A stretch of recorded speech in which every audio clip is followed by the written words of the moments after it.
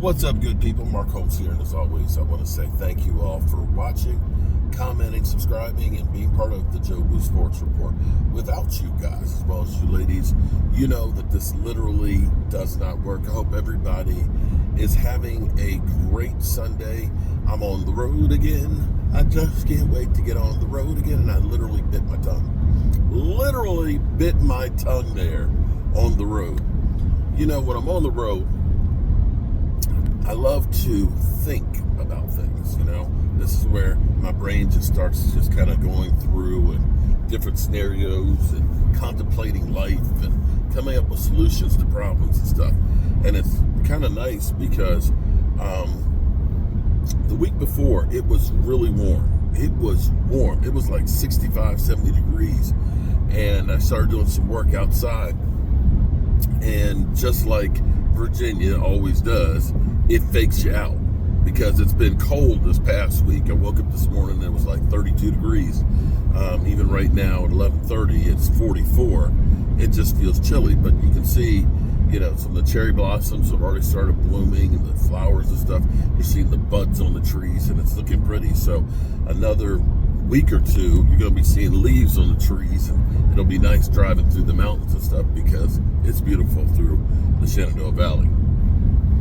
But I was sitting here because the big thing, of course, is everybody is talking about the Cowboys moving on from Dak Prescott.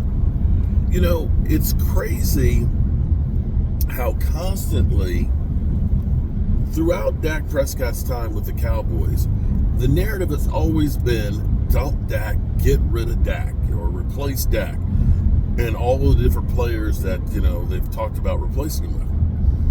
Here's what's kind of crazy, because I was looking at these numbers this morning, and I'm going off the top of my head, so if I'm not perfect, understand, okay, I guarantee I'm pretty close. But here's where it's kind of crazy here.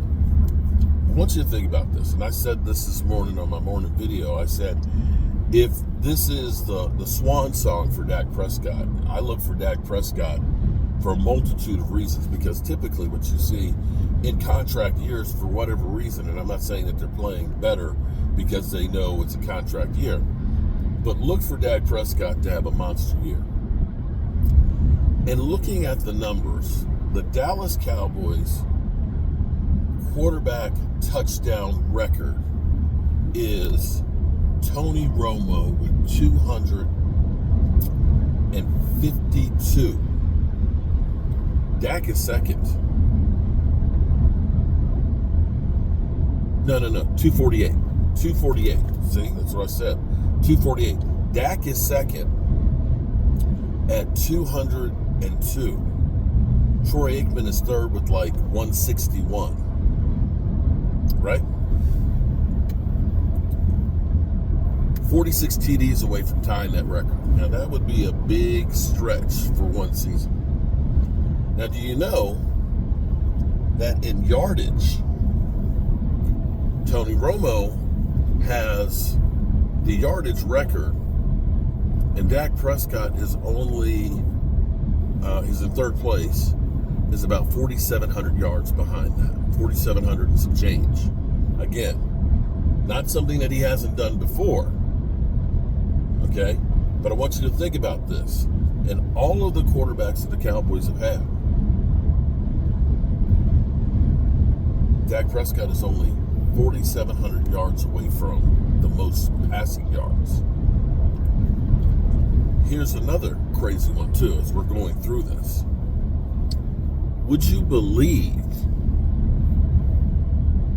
that Dak Prescott is like 46 interceptions? That Romo has like 46 more interceptions than Dak Prescott does. Because we're always told that Dak Prescott, you know, he is a turnover machine. He's always throwing picks. And even worse, would you believe that Troy Aikman has the record for the most interceptions? He's got 141 interceptions. Think about that for a second. Troy Aikman has like 162 TD passes to 141 interceptions. Look it up. Look it up, because everybody says Troy Aikman is the most accurate quarterback in the history of Cowboys. But I'm just saying, he has almost as many interceptions as he has his touchdown passes. And I'm not, let me be clear here, because I know what the trolls will say. Here it is. He trying to trash Tony Romo. He trying to trash Troy Aikman to pump up his quarterback. Not trying to trash them. Realizing that Troy Aikman, a 3-time Super Bowl winning quarterback, Hall of Famer, that these are things that he had. Because here's the other thing. Because as I'm going through the numbers and things, okay? As I'm going through the numbers, would you believe Dak Prescott is only 5 victories away from tying Tony Romo in victories? 5. Now he is, I want to say, 21 from Troy Aikman. 21. So he's got a ways to go there, but you could see that in 2 seasons he could get that one. Would you believe that yards average per completion is greater than Troy Aikman and is tied with Tony Romo? Yeah, 7.8 yards. Remember when they used to say, Dak Prescott, he's just a dink and dunker, can't get the ball down the field, he's a dinking and dunking. You remember that, right? Okay. So he's got a higher yard completion average than Troy Aikman. Roger Staubach. Tied with Tony Romo. Now here's another couple of things that we have to look at here too. Is rating. Would you believe that Dak Prescott's got the highest rating in the history of the Cowboys? Better than Tony Romo by 2% or 2 points?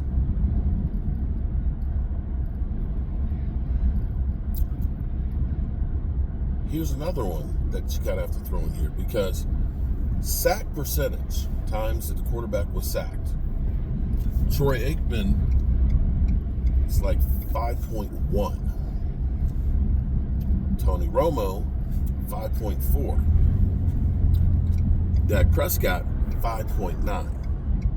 So you're asking why you put it on there. Dak just sucks, just gets sacked. Well, this has a direct correlation also to the offensive line and their ability to pass block.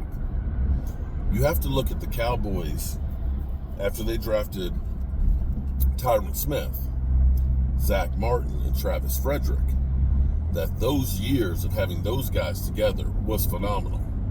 So when you think about Tyron Smith being drafted, you know, and things, by 2013, our offensive line, 2013, 2014, 2015 were the best years of that offensive line. Now, unfortunately, 2015, Romo didn't play, but you saw the difference of Tony Romo being there versus Tony Romo not being there, where people think that just putting any quarterback in will do.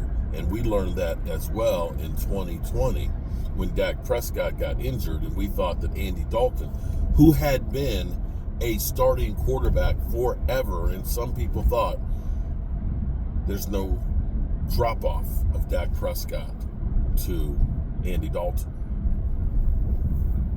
So you look at that and say, because we know there's Tyron Smith has been incredible, but Tyron Smith hasn't played a full season since 2015. And we learned in 2017 with the Chaz Green game where Dak Prescott literally was sacked 8 times. And I think dude gave up 6 sacks on his own. And our offensive line has been in flux since Travis Frederick ended up having the Hillian-Barr syndrome and then came back for a year. Of course, Tyron Smith, you know, with the multitudes of injuries, he's only averaged 7.5 games a year the last 4 years. And having to put in guys that are journeymen, starting undrafted rookie free agents like we did Terrence Steele his first year, to even last year starting undrafted rookie free agents, 2 of them in the same game against the Cardinals. So you can't look and say that the offensive line that the Cowboys have had is like the offensive line that we had during the glory years of Troy Aikman. Now, that's not to say that Troy Aikman, the early years were butt ugly, okay? So when you're taking the average, you have to understand that his first couple of years, he was ass, but then got great by the middle of his career and towards the end of it. And that's where you go with the averages on the numbers. So here's where people want to say, get rid of that guy. This is where you kind of have to look at it, especially as we're going through this right now with the Joneses, as other teams, some of the moves they're going to make are not going to work out. Not every free agent signing is going to be a great one. There are some ones that work out really, really well. You think about like Reggie White, how great that worked for Green Bay. And then you think about Albert Hainsworth for Washington. Two totally opposite ends of the spectrum. But some of these teams will get a boost from moves that they make.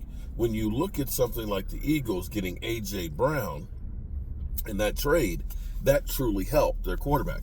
When you see them getting a guy like DeAndre Swift replacing a Miles Sanders, that those things pay dividends. Cowboys are on the other opposite end of the spectrum, where they let guys go like Amari Cooper, who is A.J. Brown-like, and don't replace him.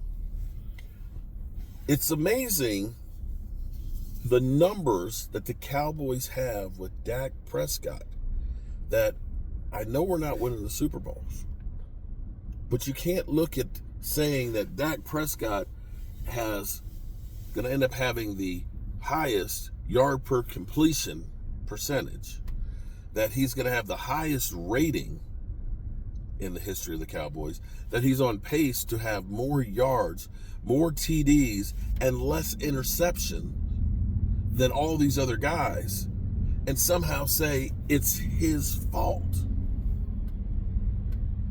If you're telling me that Troy Aikman won 3 Super Bowls having 162 TD passes, somewhere around that number, and 141 interceptions, and Dak Prescott has 202 versus 78 interceptions,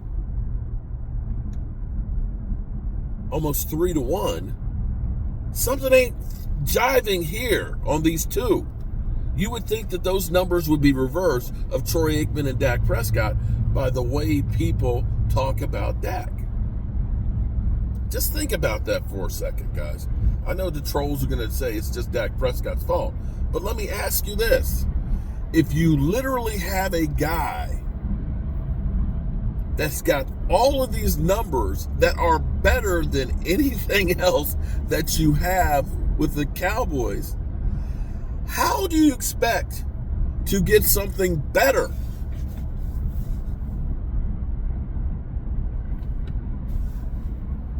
Seriously.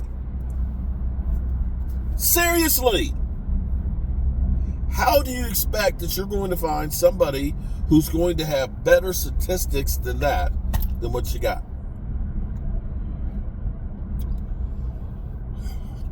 But then again, what do I know? I am just a guy with a day job and a voodoo doll who loves the Cowboys.